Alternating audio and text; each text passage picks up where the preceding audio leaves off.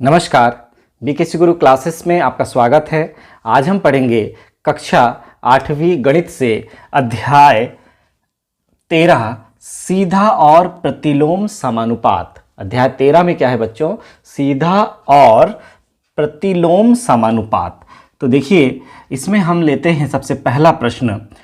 14 metre ऊंचे एक बिजली के खंभे की छाया 10 मीटर है। बिजली का खंभा 14 मीटर है और उसकी छाया 10 मीटर है। समान स्थितियों में उस पेड़ की ऊंचाई ज्ञात कीजिए जिसकी छाया 15 मीटर है। तो देखिए, हमको सबसे पहले क्या करना है, ऊपर लेना है हमको ऊंचाई। ऊपर क्या लेना है? ऊंचाई। और नीचे लेना है छाया। तो देखिए, सबसे पहले हमने क्या लिया है, 14 मीटर ऊंचा बिजली का खंभा है और उसकी छाया कितनी है? 10 मीटर है। खंभा है 14 मीटर और छाया है 10 मीटर। अब हम लेते हैं उसकी समान स्थिति है। समान स्थिति है। अब छाया कितनी है? 15 मीटर है। छाया कितनी है? 15 मीटर है। तो हमें क्या ज्ञात करना है? पेड़ की ऊंचाई ज्ञात करना है। उस पेड़ की ऊंचाई हम ले लेते हैं यहाँ पर x। बड़ा आसान है। हमने लिया ऊंचाई और उसके बटे में छाया। फिर सबसे पहले हमने दी गई ऊंचाई ले लिया, तो 14 थी, छाया 10 थी। और पेड़ की ऊंचाई हमें ज्ञात नहीं है, लेकिन उसकी छाया 15 है, ये हमें ज्ञात है। तो दोनों को हमने लिख लिया। अब सीधे हम यहाँ इंप्लाइज का एक चिन्ह लगा देंगे। 14 का गुणा हो जाएगा 14 गुणा 15, तिर्यक गुणा देखिए, बराबर 10 गुणा x। 10 का गुणा x से हो जाएगा। तो ये जो 10 है, ये यहाँ जो गुणा में है, वो अब इस तरफ आकर भाग में आ जाएगा। देखिए, हम उसका पक्षांतर कर रहे हैं 10 का, तो इस तरफ क्या आ जाएगा? भाग में आ जाएगा।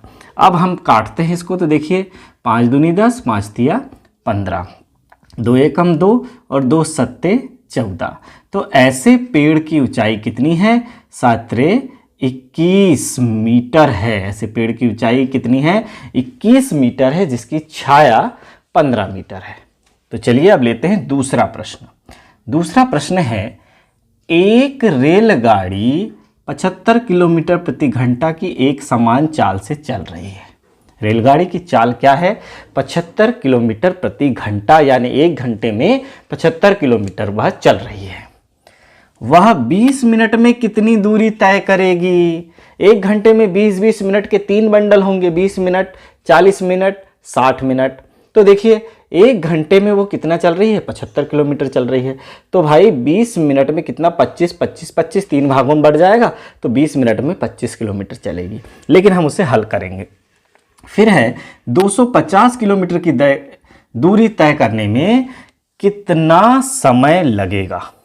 समय ज्ञात करना है। 250 किलोमीटर की दूरी तय करने में लगने वाला समय। तो सबसे पहले हमें क्या दिया हुआ है? तो हम लिख देंगे, हमें चाल दी हुई है। कितनी दी हुई है? 75 किलोमीटर प्रति घंटा। ये हमें चाल दी गई है।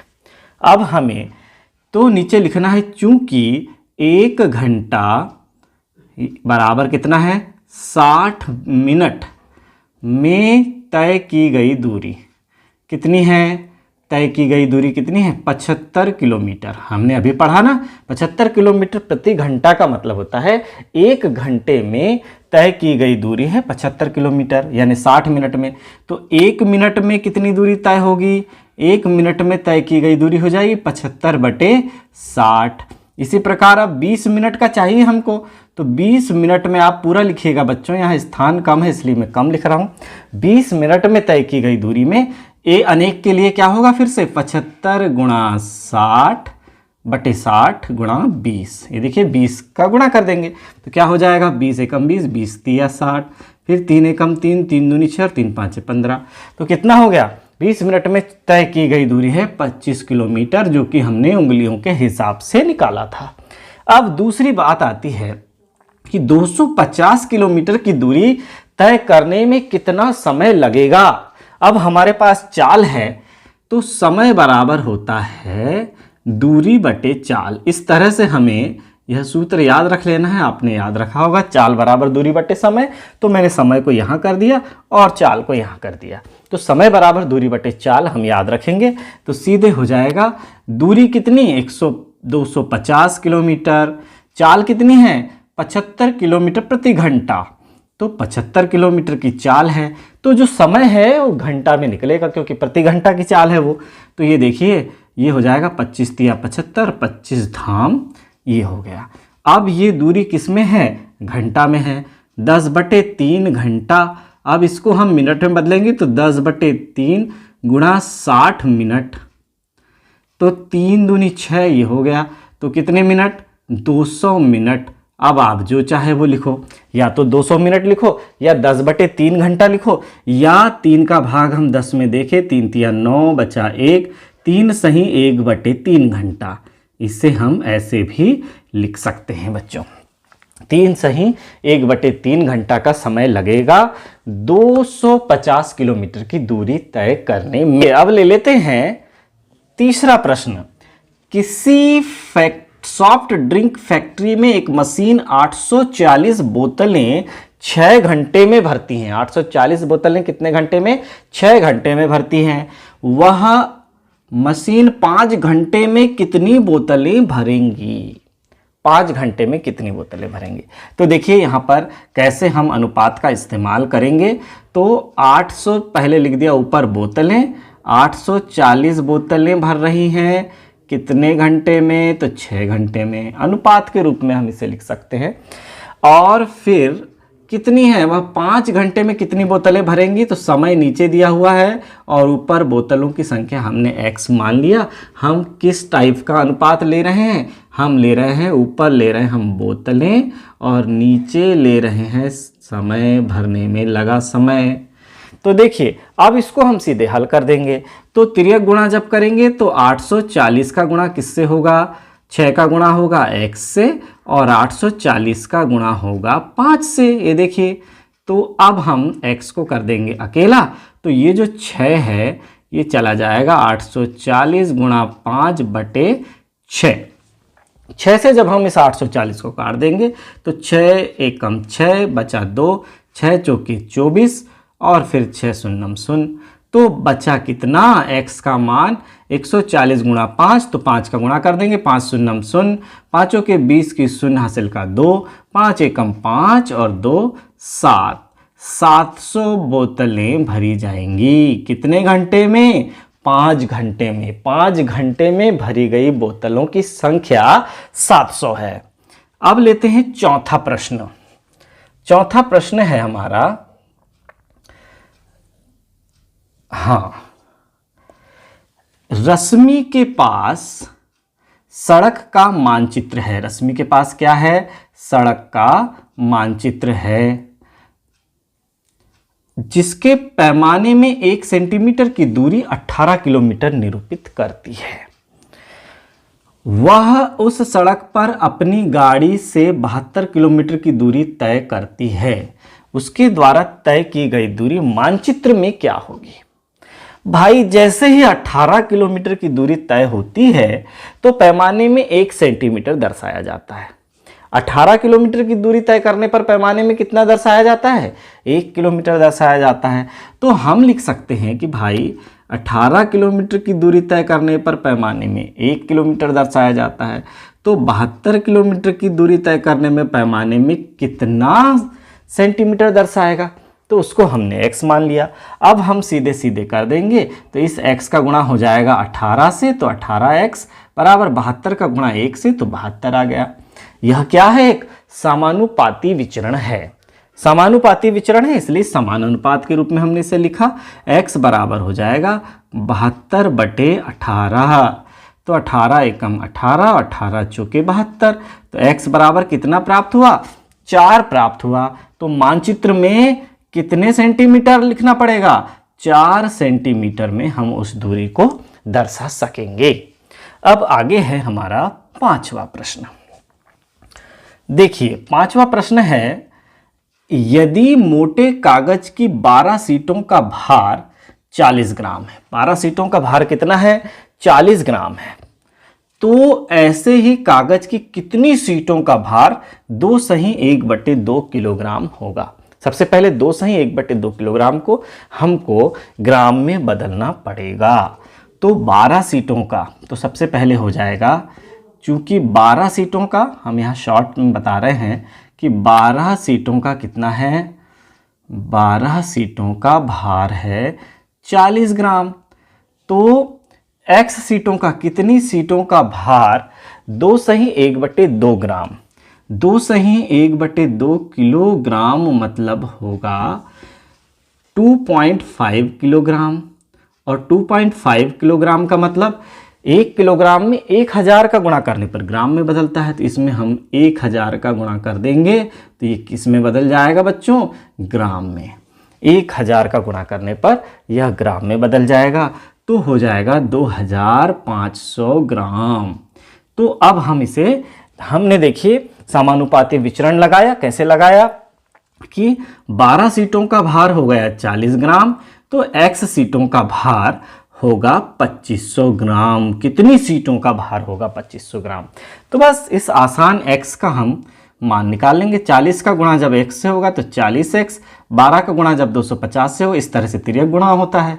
12 का गुणा 2500 से होगा तो इस तरह से लिख देंगे। अब x बराबर क्या होगा, 2500 गुणा 12/40। एक शून्य से एक शून्य काट दिया, 4 तिया 12।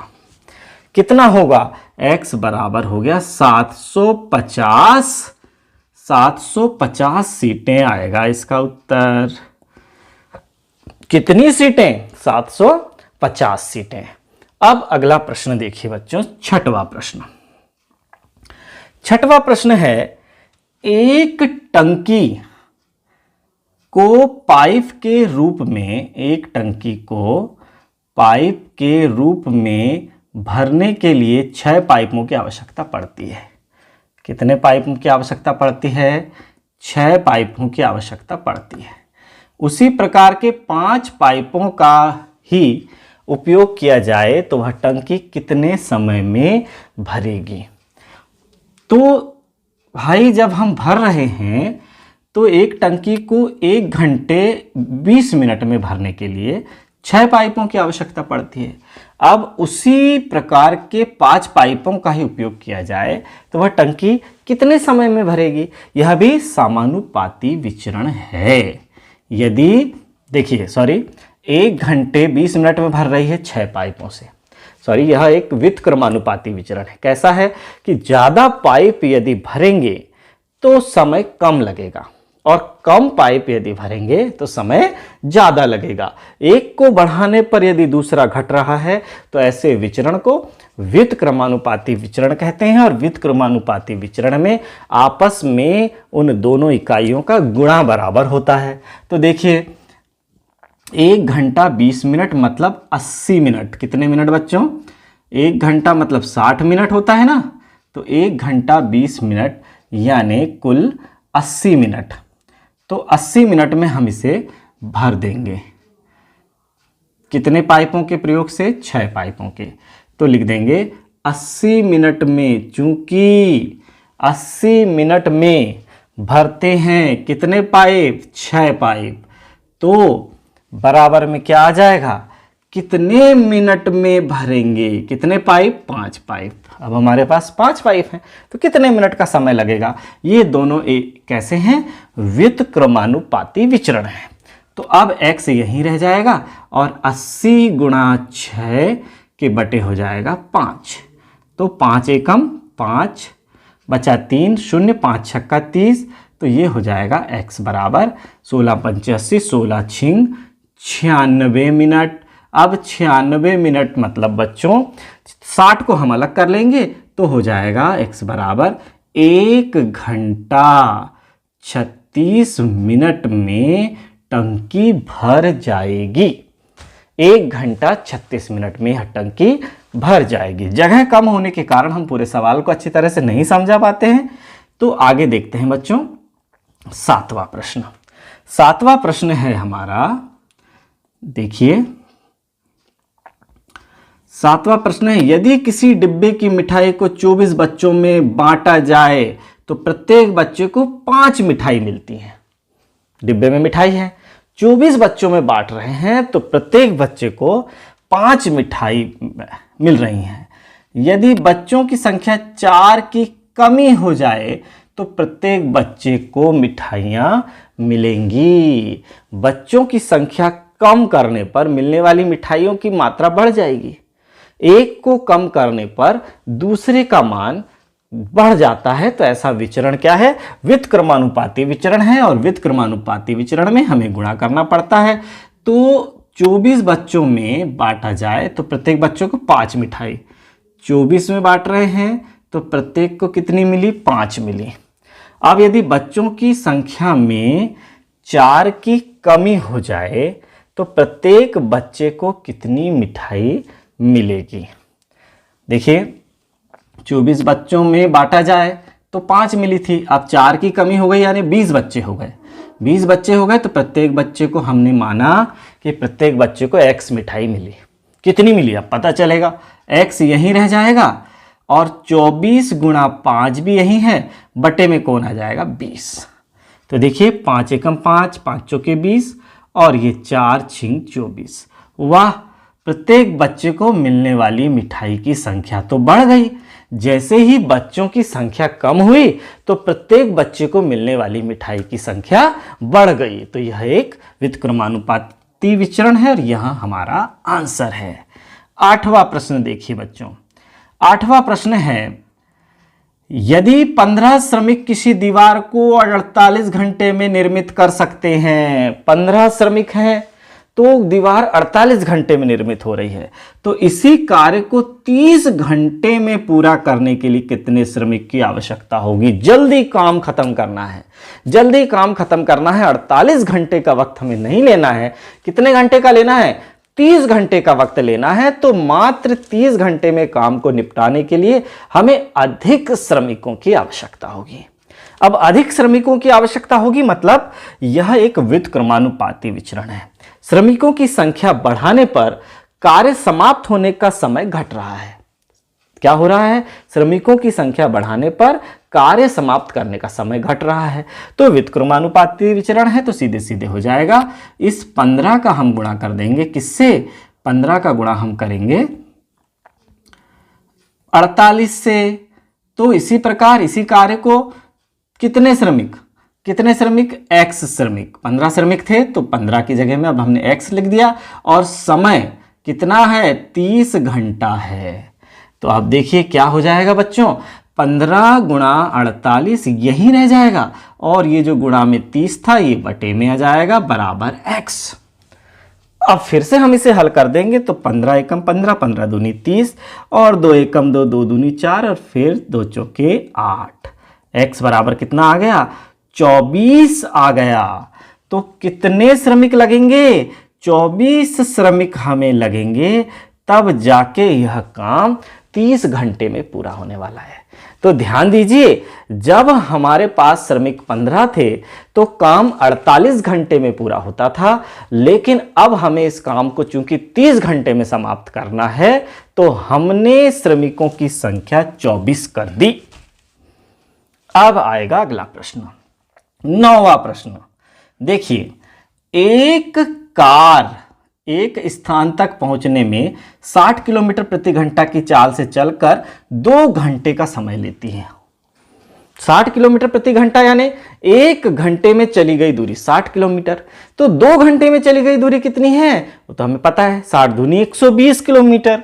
तो 80 किलोमीटर प्रति घंटा की चाल से उस कार को कितना समय लगेगा? तो देखिए, जैसे जैसे हम चाल बढ़ाते जाएंगे कार की, वैसे वैसे समय पहुंचने का समय घटते जाएगा।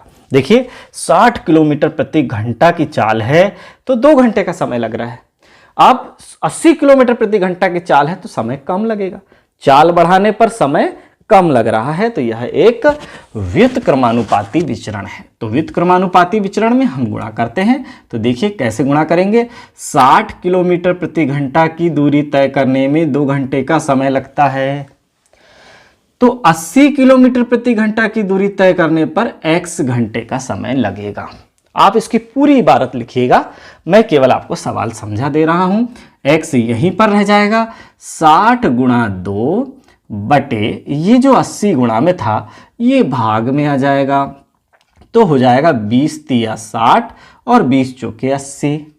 फिर 2 एकम 2 और 2 दूनी 4। तो कितना हुआ, x बराबर आया 3/2 घंटा। 3/2 घंटा यानी 2 का भाग 3 में देंगे, 2 एकम 2 बचा 1, 1 सही 1/2 घंटा यानी 1.5 घंटा। 1 सही 1/2 घंटा समय लगेगा यदि हम 80 किलोमीटर प्रति घंटा की चाल से चल रहे हैं तो। अब लेते हैं 10वां प्रश्न बच्चों। 10वां प्रश्न है हमारा, रहमान तीलियों या डंडियों का प्रयोग करते हुए एक पहिया बना रहा है। तीलियों से या डंडियों का प्रयोग करते हुए एक पहिया बना रहा है। वह समान तीलियां इस प्रकार लगाना चाहता है कि किन्हीं भी क्रमागत तीलियों के युग्मों के बीच कोण बराबर हो। ऐसी तीलियां लगा रहा है कि कोण हमेशा बराबर होना चाहिए। निम्नलिखित सारणी को पूरा करते हुए निम्नांकित प्रश्नों के उत्तर दीजिए। अब देखिए, तीलियों की संख्या यदि 4 थी, ये देखिए 4 थी, तो पहिए में प्रत्येक 2 डंडियों के बीच क्रमागत तीलियों के एक युग्म के बीच का कोण 90 अंश था। अब तीलियों की संख्या हम बढ़ा रहे हैं तो इनके बीच का कोण क्या हो रहा है, घट रहा है। व्युत्क्रमानुपाती विचरण है। जैसे जैसे तीलियों की संख्या हम बढ़ाते जाएंगे उनके बीच का कोण घटते जाएगा। तो देखिए 6 तीलियां किया तो 60 अंश का कोण हो गया। अब 8 तीलियां करेंगे तो क्या होगा, 10 तीलियां करेंगे तो क्या होगा, 12 तीलियां करेंगे तो क्या होगा। सभी कुछ तो हम हल कर सकते हैं। देखिए कैसे करेंगे। सबसे पहले 4 तीलियां थी तो 90 अंश का कोण था बराबर, 6 तीलियां थी तो 60 अंश का कोण था बराबर, 8 तीलियां थी तो x अंश का कोण होगा। कितना हो जाएगा, ये देखिए x बराबर 6 गुणा 60 के साथ कर दो या इसके साथ कर दो, 6 गुणा 60/8। तो क्या हो जाएगा, 2 देखिए 4 दूनी 8, 4 एकम 4, 4 पंचे 20 और 2 तिया 6। तो कितना हो गया 45। x का मान कितना आया 45 अंश। यानी तीलियों की संख्या यदि 8 होगी तो कितने अंश का कोण बनेगा, 45 अंश का बनेगा। अब इसी को ले लेते हैं हम कि भाई 6 गुणा 60 को ही लेकर चलते हैं। 6 गुणा 60 बराबर, अब अगला व्युत्क्रमानुपाती विचरण क्या है, 10 गुणा y मान लेते हैं। चलिए तो क्या होगा, y यहीं रह जाएगा, 6 गुणा 60/10, तो एक शून्य से शून्य कट जाएगा, y बराबर 36 अंश का कोण होगा। अब तीलियों की संख्या 10 करने पर कितने अंश का कोण होगा, 36 अंश का कोण होगा।